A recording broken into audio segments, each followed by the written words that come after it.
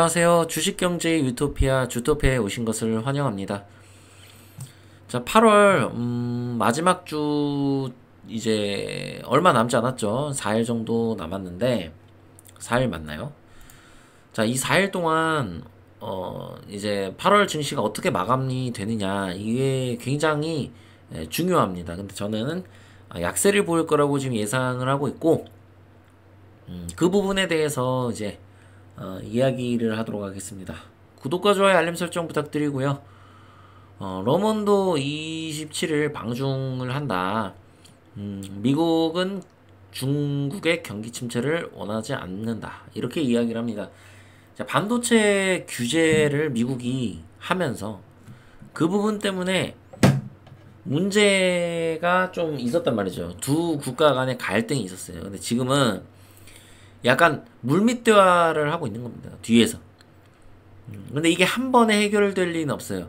지금 중국이 경기 침체가 올 경우에는 당연히 미국도 타격이 되고, 중국도 그 사실을 너무나 잘 알고 있을 겁니다. 그래서 서로 무언가의 타협이 분명히 나올 가능성이 높지만 그 타협이 지금 바로 30일 안에, 다음 주 안에 나올 거라고 생각은 안 하고, 일단 하지만 긍정적인 뉴스, 뭐 그런 것들이 만약에 나온다면 증시를 반등시킬 수 있는 그런 뉴스기도 합니다. 그런 소식.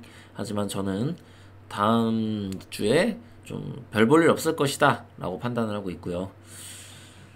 자, 그리고 상하이시 부동산 과열 우려해서 과감한 부양 조치 안 할 거라고 얘기합니다.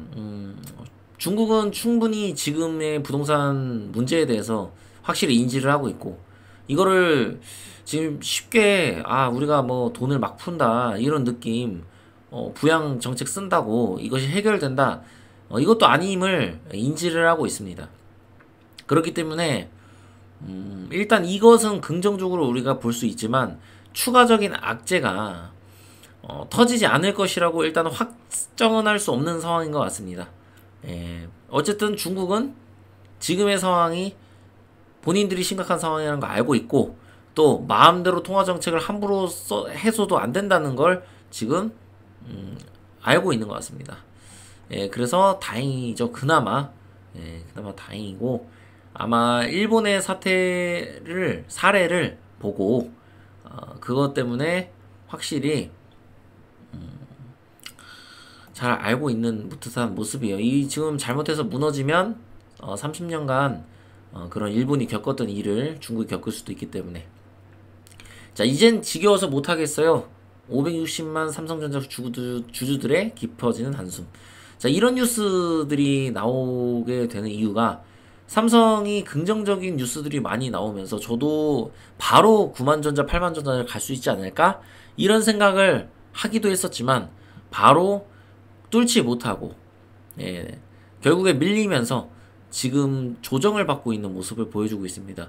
그러다 보니까 개인 투자자들이, 야, 내가 이렇게 힘들게 1년 동안 삼성전자를 버티고 물렸는데, 1년이 아니지 2년 동안 버텼는데 에코프로는 저렇게 가는데 삼성전자는 가지도 못하네 하면서 이제 한숨들이 나오는 거죠.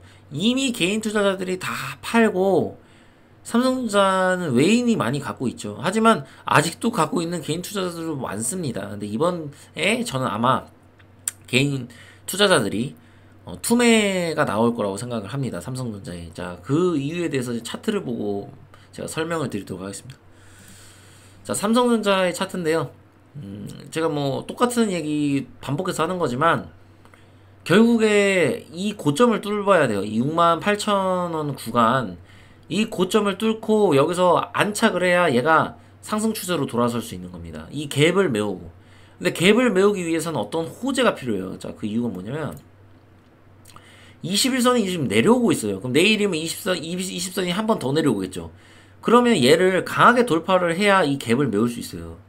그리고 이 고점을 뚫으려면 아주 강하게 양봉을 내거나 아니면 2일에 걸쳐서 양봉을 내서 이것을 돌파해야 된단 말이에요. 그러려면 다음 주에 호재가 있어야 되고, 호재가 없더라도 엔비디아가 올라가야 됩니다. 일단은 한국 증시를 개인 투자자들은 조금 긍정적으로 볼 수밖에 없어요. 지금 약간. 왜 그러냐면 미국의 잭슨홀 미팅이 별 문제가 없었다, 이런 기사들이 나오고 있고, 실질적으로 나스닥이 반등이 좀 했습니다. 근데 저는 그 반등이 약한 반등이라고 판단을 하고 있고, 그래서 저는 이 갭이 너무나도 강한 갭인데 거기다가 이평선까지 내려오고 있기 때문에 이 저항을 한 번에 돌파하는 것은 불가능하다라고 판단을 하고 있지만 뭐 틀릴 수도 있겠죠. 하지만 어쨌든 저는 제가 처음에 말씀드린 최악의 시나리오 65,000원, 63,000원 이 라인에 들어가서 이 박스권에서 놀 거라고 생각을 하고 있습니다.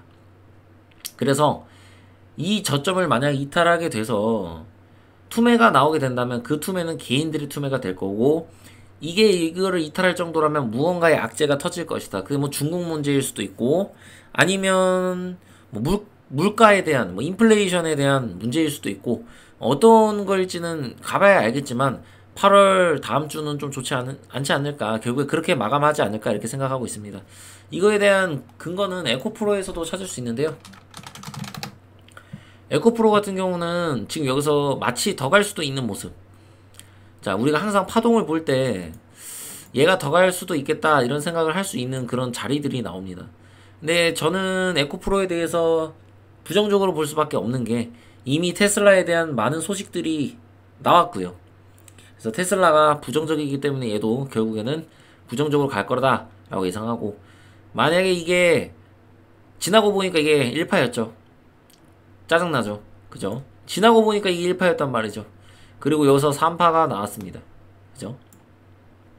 결국에는 에코프로가 여기서 한 번 더 반등이 나올 수 있겠지만 그것은 정고점을 넘는 반등이 아니라 뭐 넘지 못하고 여기서 밀리면서 저는 에코프로가 결국에 향후에 이 구간으로 접어들 거라고 예상을 하고 있습니다. 이 구간으로. 그래서 요쯤 해서 접어들 거라고 예상하고 있기 때문에 이게 이제 만약에 폭락을 하게 되면 에코프로가 코스닥도 무사하지는 못하겠죠. 그래서 코스닥이 조금 크게 조정을 받을 수 있는 그런 상황이 올 수 있다. 근데 얘가 이제 내려가면서 삼성전자가 올라주면 참 좋을 텐데, 아마 삼성전자도 어쨌든 투매가 나오면서 이 구간까지 갈 거고, 이렇게 될 경우에 한미반도체 같은 경우는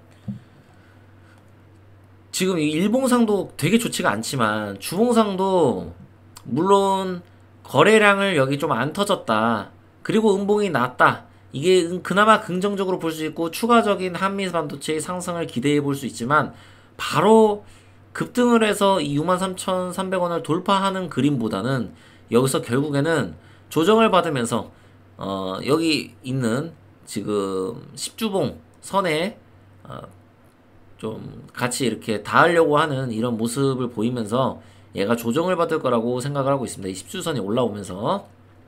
그래서 여러분들은 충분히 지금 조정이 받았다 라고 생각할 수도 있을 겁니다. 이 구간에서.